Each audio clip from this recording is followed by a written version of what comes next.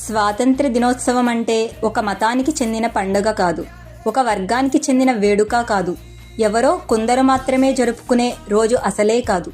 స్వాతంత్ర దినోత్సవం మన దేశంలోని ప్రతి పౌరుడి గర్వం.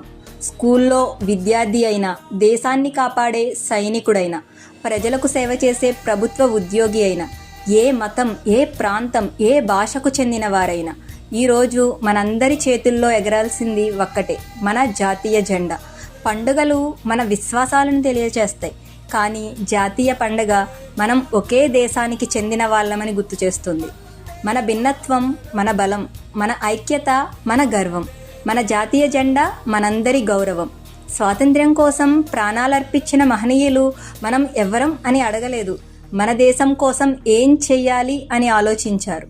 అందుకే ఆగస్టు 15 కేవలం సెలవు రోజు మాత్రమే కాదు, మన స్వేచ్ఛ విలువను గుర్తు చేసే రోజు.